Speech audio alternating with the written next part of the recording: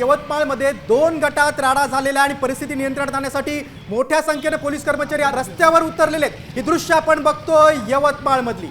नक्कीच आज अनेक ठिकाणी मतदान सुरू होतं आणि या ठिकाणची दृश्य पाहतोय। यवतमाळमध्ये एक मोठा राडा झालेला आहे। 2 गटांमध्ये राडा झाल्याची माहिती मिळते। प्रभाग क्रमांक 15 मधील अंजुमन इंग्लिश स्कूल मतदान केंद्राबाहेर उमेदवारांच्या 2 गटांमध्ये तुफान राडा झालाय। दोन्ही गटांमध्ये हाणामारी सुरू झाल्यानं पोलिसांनी देखील बळाचा वापर करत सौम्य लाठीमार केला आणि जमावाला पांगवलंय।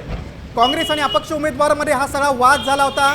वरिष्ठ पोलीस अधिकारी देखील घटनास्थळी पोहोचलेले आहेत। तर या हाणामारीमध्ये 2 जण गंभीर जखमी झाल्यामुळे त्यांना उपचारासाठी सध्या शासकीय रुग्णालयात हलवण्यात आलेलं आहे। दरम्यान पोलिसांनी या ठिकाणी कडक बंदोबस्त तैनात केलेला आहे। मतदान केंद्रावर उमेदवारांच्या 2 गटामध्ये राडा झालेला आहे। ही दृश्य यवतमाळ मधली आपण पाहतोय।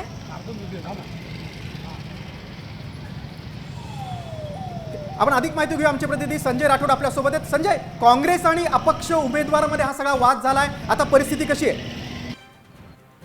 खरंच आज सकाळपासून शांततेत मतदान प्रक्रिया पार पाडत असताना शेवटच्या टप्प्यामध्ये काँग्रेस उमेदवार आणि अपक्ष उमेदवारांमध्ये शिल्लक कारणावरून हा वाद झाला आणि त्याचं रूपांतर राडा झाला। या राड्यामध्ये 3 जण जखमी झाले असून त्यांना उपचारासाठी वसंतराव नाईक शासकीय रुग्णालयात दाखल करण्यात आलेले आहे। मात्र सध्या तिथं काही काळ तणावाची परिस्थिती निर्माण झाली होती। मात्र जिल्हा पोलीस अधीक्षक कुमार सिंधा यांनी त्या ठिकाणी दंगल नियंत्रण पथकासह भेट देऊन तिथं परिस्थिती आटोक्यात आणली। सध्या तरी परिस्थिती आता शांत आटोक्यात आलेली आहे।